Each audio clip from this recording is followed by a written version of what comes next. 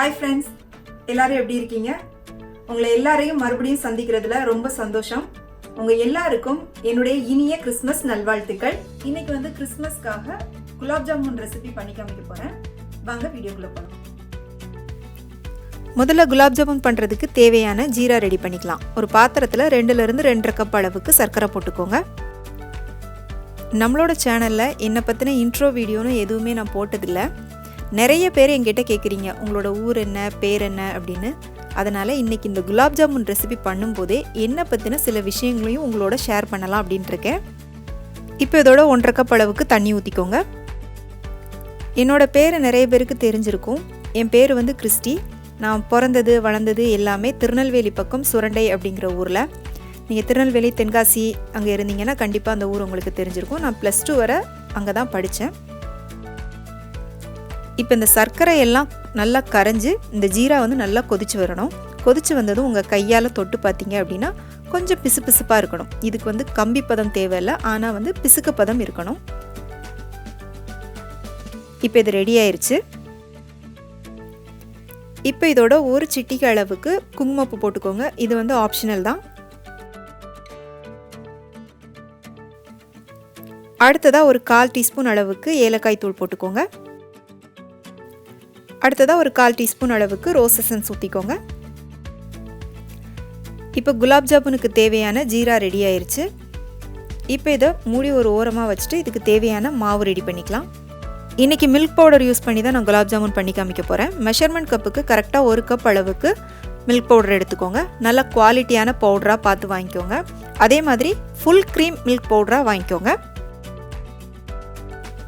இதில் ஒரு 2 table spoon அளவுக்கு மைதா மாவு எடுத்து வச்சுருக்கேன். இதை இதோட போட்டுக்கலாம். அடுத்ததாக ஒரு 2 டேபிள் ஸ்பூன் ரவையை கொஞ்சமாக தண்ணி ஊற்றி ஒரு 20 நிமிஷம் ஊற வச்சு வச்சுருக்கேன். இதையும் இதோட போட்டுக்கலாம். இந்த தண்ணியோடவே போட்டுக்கோங்க.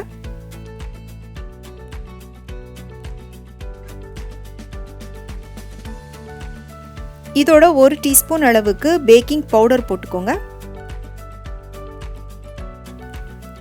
அடுத்ததாக 1 டேபிள் ஸ்பூன் அளவுக்கு நெய் போட்டுக்கோங்க. நெய் போட்டுட்டு முதல்ல தண்ணி சேர்க்காமல் இது எல்லாத்தையும் உங்கள் கையால் நல்லா ஒன்றா கலந்து எடுத்துக்கோங்க. அதாவது நான் +2 வரை எங்கள் ஊரில் தான் படித்தேன்னு சொன்னேன் இல்லையா. அடுத்தது கிராஜுவேஷன் வந்து நான் புளியங்குடியில் முடித்தேன். நான் பிகாம் முடிச்சிருக்கேன். என் ஹஸ்பண்டோட ஊர் வந்து சென்னை. இப்போ நாங்கள் இருக்கிறது வந்து யூகேயில் இருக்கோம்.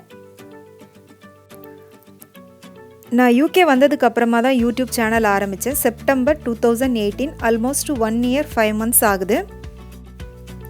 இப்போ பார்த்தீங்கன்னா இந்த மாவில் ஒரே ஒரு டேபிள் ஸ்பூன் மட்டும் தண்ணி ஊற்றிருக்கேன். தண்ணி ரொம்ப ஊற்ற வேண்டாம். கரெக்டாக 1 டேபிள் ஸ்பூன் மட்டும் ஊற்றி பிசைஞ்சுக்கோங்க. எனக்கு வந்து 2 பசங்க, பொண்ணு 1 பையன் 1. பொண்ணுக்கு 8 வயசு ஆகுது, பையனுக்கு வந்து 3 வயசு ஆகுது. எனக்கு குக்கிங்கில் எவ்வளோ தூரத்துக்கு இன்ட்ரெஸ்ட் இருக்கோ அதே அளவுக்கு ஆர்ட் அண்ட் கிராஃப்ட்டும் ரொம்ப ரொம்ப பிடிக்கும். ஃப்யூச்சரில் ஆர்ட் அண்ட் கிராஃப்ட்டுக்காக ஒரு தனி சேனல் ஆரம்பிக்கலான்னு கூட ஒரு சின்ன பிளான் வச்சுருக்கேன். இப்போ பார்த்தீங்கன்னா இந்த மாவை பிசைஞ்சாச்சு. முதல்ல நீங்கள் பிசைய ஆரம்பிக்கும்போது கையில் கொஞ்சம் ஒட்டுற மாதிரி இருக்கும். நீங்கள் அழுத்தி பிசைய நல்லா கரெக்டான பக்குவத்துக்கு வந்துடும். இப்போ இந்த மாவை ஒரு மூடி போட்டு மூடி ஒரு 5 நிமிஷத்துக்கு அப்படியே ஒரு ஓரமாக வச்சுருங்க. இப்போ நான் 5 நிமிஷம் கழித்து எடுத்திருக்கேன். இப்போ இந்த மாவை சின்ன சின்ன உருண்டைகளாக உருட்டிக்கலாம். மாவு உருட்ட ஆரம்பிக்கிறதுக்கு முன்னால் திரும்பவும் ஒரு தடவை நல்லா அழுத்தி பிசைஞ்சுக்கோங்க. இப்போ இந்த அளவுக்கு கொஞ்சமாக மாவு எடுத்துட்டு உங்கள் கையில் வச்சு நல்லா அழுத்தி உருட்டிக்கோங்க. மேலே எதுவும் வெடிப்பு இல்லாத அளவுக்கு பார்த்து உருட்டிக்கோங்க. நம்மளோட சேனலில் மோஸ்ட்லி குக்கிங் ரிலேட்டடான வீடியோஸ் தான் நான் நிறைய போட்டிருப்பேன். இடையில பார்த்திங்கன்னா 1-2 விலாக்ஸ் போட்டிருப்பேன். நீங்கள் குக்கிங் ரிலேட்டடாக என்ன தெரிஞ்சுக்கணும் அப்படின்னு ஆசைப்பட்டாலும் எனக்கு தாராளமாக கீழே கமெண்ட் செக்ஷனில் சொல்லலாம். புதுசாக ஏதாவது ரெசிபி கற்றுக்கணும்னு ஆசைப்பட்டாலும் சரி, இல்லை புதுசாக ஏதாவது டிப்ஸ் தெரிஞ்சுக்கணும் அப்படின்னு நினச்சாலும் எனக்கு கீழே கமெண்ட் செக்ஷனில் சொல்லுங்கள். நான் அதுக்கான விளக்கத்தை உங்களுக்கு தரேன். இப்போ இதை மாதிரி எல்லா மாவையும் உருட்டி ரெடி பண்ணி வச்சுக்கோங்க. இப்போ நம்ம உருட்டி வச்ச இந்த உருண்டைகளை எண்ணெயில் போட்டு ஃப்ரை பண்ணி எடுத்துக்கலாம். இதில் வந்து கொஞ்சம் எண்ணெய் ஊற்றிருக்கேன். இதோட வந்து 1 டேபிள் ஸ்பூன் அளவுக்கு நெய் ஊற்றிருக்கேன். எண்ணெய் வந்து நீங்கள் போடுற அந்த உருண்டை மூழ்கி நல்லா ஃப்ரை ஆகிற அளவுக்கு ஊற்றிக்கோங்க. இப்போ உருட்டி வச்சுருக்கிற இந்த உருண்டைகளை மெதுவாக ஒன்றா இந்த எண்ணெயில் போட்டுக்கோங்க. அடுப்பை நல்லா மீடியம் ஃப்ளேமில் வச்சுட்டு ஃப்ரை பண்ணிக்கோங்க. நீங்கள் ஹை ஃப்ளேமில் வச்சுட்டு பண்ணீங்க அப்படின்னா இந்த மாவோட வெளிப்பக்கம் வந்து டக்குன்னு ஃப்ரை ஆகிடும், உள்ளே வந்து வேகாது. அதனால் அடுப்பை நல்லா மீடியம் ஃப்ளேமில் வச்சுட்டு ஃப்ரை பண்ணிக்கோங்க.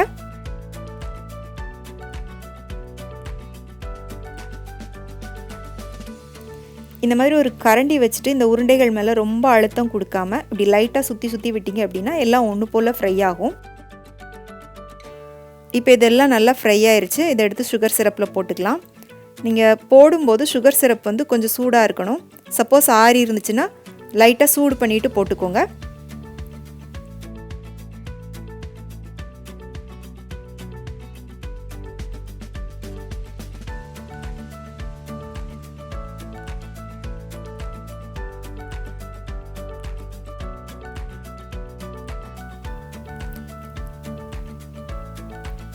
இப்போ இதை ஒரு மூடி போட்டு மூடி வச்சிடலாம். இப்போ மீதி இருக்கிற உருண்டைகளையும் ஃப்ரை பண்ணி எடுத்துக்கலாம். இப்போ நம்மளோட சேனலில் பார்த்தீங்கன்னா 90K சப்ஸ்கிரைபர்ஸ் இருக்காங்க. இன்னும் கொஞ்ச நாளில் நம்ம 1 லட்சம் சப்ஸ்கிரைபரை ரீச் பண்ண போகிறோம். இன்னொரு விஷயமும் உங்களோட ஷேர் பண்ணலான்னு இருக்கேன். நம்மளோட சேனலில் நான் சீக்கிரமாக ஒரு கிவ் அவே கொடுக்கலாம் அப்படின்னு சொல்லி பிளான் பண்ணியிருக்கேன். அதுக்கான டீட்டெயில்டான வீடியோ வந்து நான் கூடிய சீக்கிரமாக அப்லோட் பண்ணுறேன்.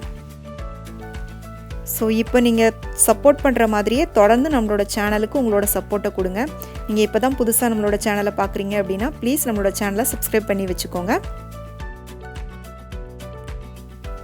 இப்போது எல்லா உருண்டைகளையும் ஃப்ரை பண்ணி எடுத்து சுகர் சிரப்பில் போட்டாச்சு.